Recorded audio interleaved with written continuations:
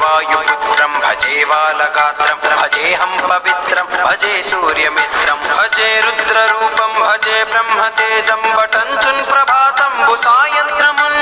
నీ నామ సంకీర్తనల్ చేసి నీ రూపు వర్ణించి నీ మీద నుందండకం ఒక్కటించేయను ఇంచి నీ మూర్తి నింగాంచి నీ సుందరం వెంచి నీ దాసదాసుండనై రామ భక్తుండనై నిన్ను నీ గొల్చెదన్